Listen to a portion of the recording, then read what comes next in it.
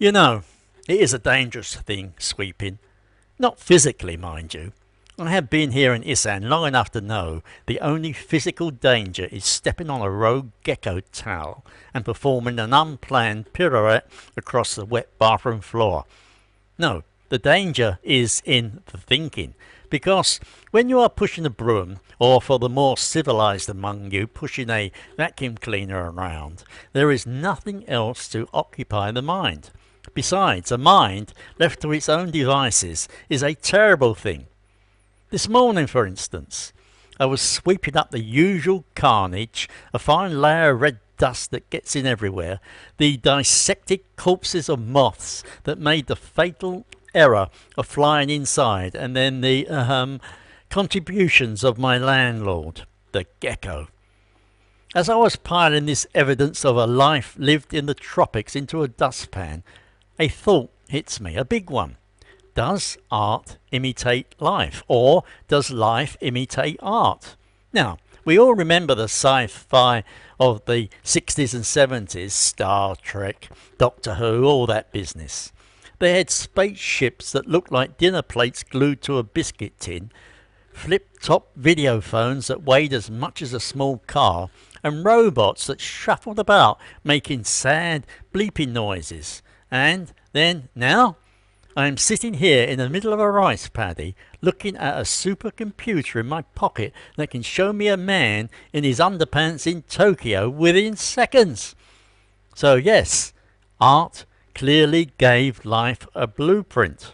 The boffins watched the Jetsons and thought, right, we had better get on with it. Then I got to thinking about a different kind of art. A darker art. A form that might have seeped into the very soul of a nation, like damp does into the walls of a British seaside B&B. I'm talking about a television programme, specifically the favourite programme of a certain Margaret Thatcher, the then Prime Minister. A sitcom, yes, Minister, and its sequel, yes, Prime Minister. For the uninitiated, which is probably most of you under the age of 40, it was a comedy about the battle between a well-meaning but slightly naive minister, Jim Hacker, and the permanent secretary of his department, a man by the name of Sir Humphrey Appleby. Sir Humphrey spoke in sentences that were longer than a queue at the post office on pension day. He was outwardly deferential. Yes, Minister, he would say, his voice oozing a kind of polished silk. An excellent suggestion, Minister. A truly radical idea. Of course, we tried that in 1968. It caused a minor diplomatic incident with the Belgians and a regrettable incident involving the duck pond. But let us not dwell on that. Sir Humphrey's only job, his sacred duty, was to defend the status quo at all costs. He saw his own department, the civil service, as the permanent government. Ministers came and went like the rainy season, but the civil service was eternal. To Sir Humphrey, success was not about helping the public. Success was measured in budgets and staffing numbers. The more money a department had, the more staff it had, the more successful it was considered. If a minister came in with a policy to reduce bureaucracy, to cut staff numbers and save the taxpayer a few quid, wow, that was not just a bad idea, that was a personal insult, a threat to the natural order. You would have the principal private secretary, a younger chap perhaps, sympathetic to the minister, trying to help. However, Sir Humphrey would simply remind him, with a smile that did not reach his eyes, that the minister would be gone in a few years, perhaps moved to agriculture or transport. But the civil service? The civil service was forever. They were the ones who would determine the course of your career. Now, I know I am just a man with a broom in Thailand. Nevertheless, as I swept that dust into a neat pile, I thought, what if Tony Blair and Gordon Brown watched this show? Not as a comedy, you see, however, as a manual. Think about it. Blair comes to power in 97. Landslide. A new dawn, they said. Besides, what do we get? We get spin. The first tool in the modern politician's toolkit, lifted straight from Sir Humphrey's playbook. He introduced specialists, not experts, mind you. Never experts. Experts know things. Experts can look at a spreadsheet and say, this is nonsense. Specialists, on the other hand, know a little bit about most things. They can talk for an hour, sound terribly convincing, and never actually say anything of substance. They could use spreadsheets, computer forecasts, and PowerPoint presentations. The modern equivalent of the civil service fog machine to confuse the public so thoroughly that nobody knew which way was up. He would tinker with an old policy, give it a new name, wrap it up in a British Bill of Human Rights and present it as a revolution.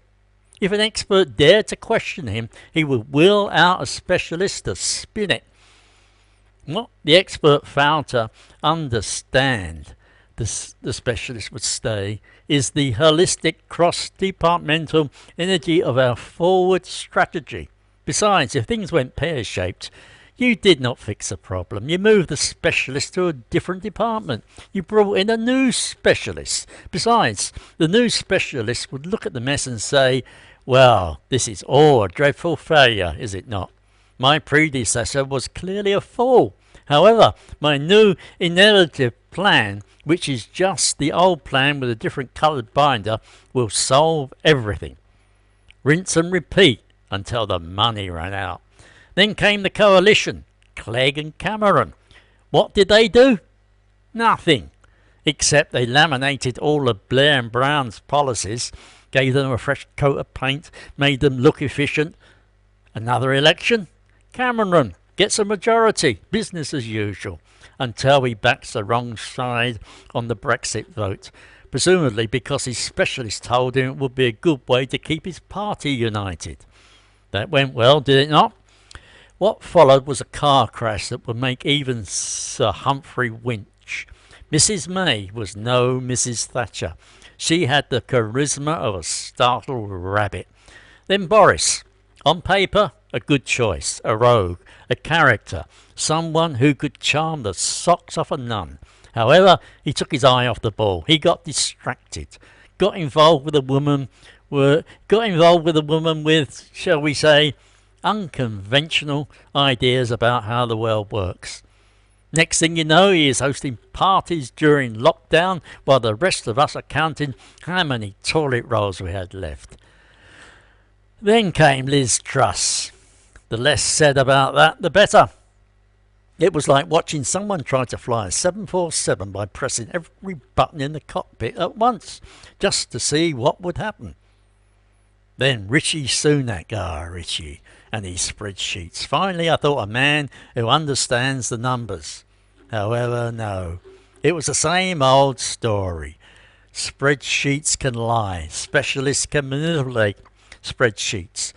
We were back to square one. No change there since the days of Blair. Which brings us to today. Two-tier, never-hear Starmer. Besides, it seems, finally, we have got change. For the absolute worst. So, I'm standing here in the heat, the broom resting against my shoulder. I have reached a conclusion.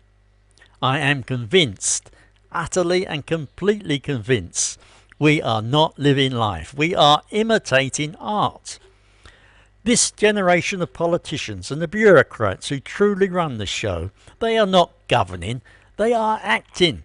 They saw, yes, Minister, not as a warning, not as satire, but as a training video. They looked at Sir Humphrey and thought, that is the goal. They saw a system where you can baffle people with language, protect your own little fiefdom with fouled upwards, and never ever be held accountable. Life as it is meant to be lived, and it is about being responsible. It is about making the decision. It goes wrong and having to face the music. It is about sweeping up your own bloody gecko droppings, not hiring a specialist to come and tell you that the droppings are actually strategic redeployment of biological assets. So, there you have it.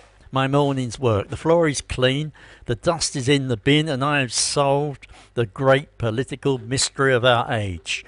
They are not being incompetent. They are just method actors who got hold of the wrong script. Do not forget to like and subscribe, otherwise I will assume you are in the pocket of the permanent secretary. However, there is something about this corner of the world, is there not? The heat, the dust, the unholy racket of geckos at 3 a.m. It breeds a particular kind of clarity, or madness. Hard to tell the difference sometimes, and frankly, I am not convinced there is one. Now, if you would excuse me, the dog is eyeing up the lizard that just fell on the table, and I have a feeling the next 10 seconds are going to be very noisy.